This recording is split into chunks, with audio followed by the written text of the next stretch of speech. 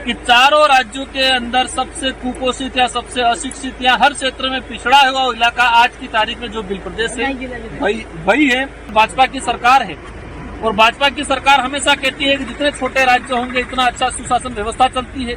आदिवासी समुदाय को अपना नेतृत्व मिले, उनको स्वायत्ता मिले, उनको अधिकार मिले, उनको सुविधाएं मिले, ये वर्तमान सरकारें नहीं चाहती।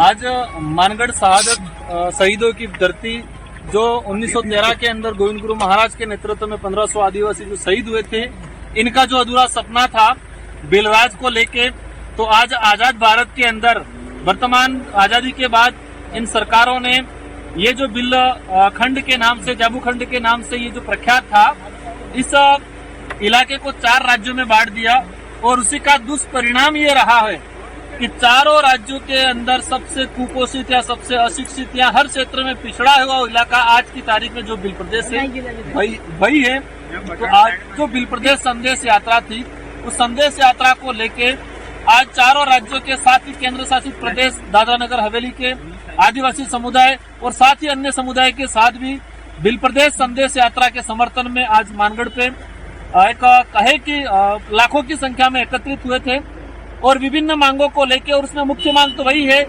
कि जो वर्तमान में चारों राज्यों के अंदर भाजपा की सरकार है और भाजपा की सरकार हमेशा कहती है कि जितने छोटे राज्य होंगे इतना अच्छा सुशासन व्यवस्था चलती है, जितने छोटे राज्य होंगे इतना अच्छा विकास होता है, यही भाजपा के लीडर कहते हैं। तो इस इलाके की मांग है, चारों राज्यों में भाजपा की सरकार है, तो सरकार को ये मांग को मानना चाहिए।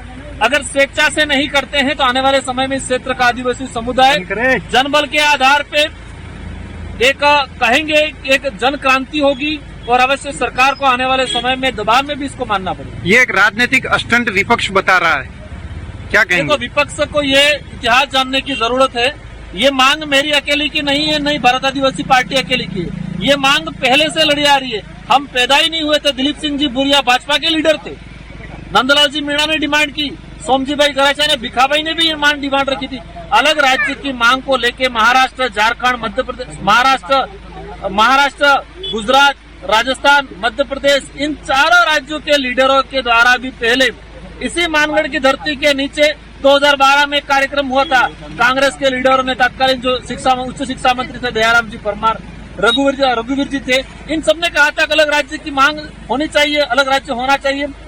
आज वर्तमान सरकारें सिर्फ आदिवासी समुदाय को वोट बैंक बना के रखना चाहती है, इसलिए नहीं चाहते कि वो अलग राज्य बने। आदिवासी समुदाय को अपना नेतृत्व मिले, उनको स्वायत्ता मिले, उनको अधिकार मिले, उनको सुविधाएं मिले, ये वर्तमान सरकारें नहीं चाहती। राजकुमार रौत पे प्रदेशद्रोह का आरोप लग रहा है। एक इन नेताओं को समझना चाहिए, अलग राज्य मांगने का प्रावधान संविधान के अंदर है, अनुच्छेद 2, अनुच्छेद 3 के अंदर, और अलग राज्य मांगना कोई गलत बात नहीं है। आजादी के बाद कई राज्य बने, आज भी बन रहे, आगे भी बनेगा।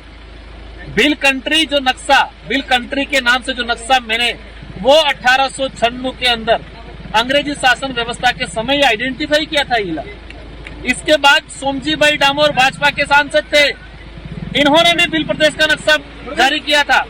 ये नक्शा मैंने नहीं बनाया, मेरा कर्तव्य है कि इन महापुरुषों शहीद हुए आदिवासी समुदाय को, उनके सपनों को साकार करना मेरा उद्देश्य और हमारे इस पार्टी का और इस क्षेत्र के युवाओं का उद्देश्य वही है कि अधूरे सपने को साकार करके इनकी लड़ाई को लड़ना। बिल प्रदेश की मांग जो कर रहे हैं वो रास्ता बड़ा कठिन लग रहा है, किस तरह से इस चढ़ाई पे पार होगी? देखो, ये अंग्रेजों से लड़े, राजा रजवाड़ों से लड़े, तो वर्तमान सत्ताधारी पार्टी, अगर मैं तो एक ही कहना चाहूंगा कि वर्तमान भाजपा की सब जगह सरकार है।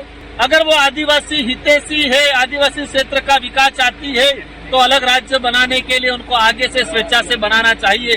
अगर वो स्वेच्छा से नहीं करते हैं तो आने वाले समय में मजबूरी में भी ये करना पड़ेगा, क्योंकि आपको मानना पड़ेगा कि चारों राज्यों का सबसे पिछड़ा इलाका आज यही है इलाका है जो बिल प्रदेश की डिमांड हो रही है।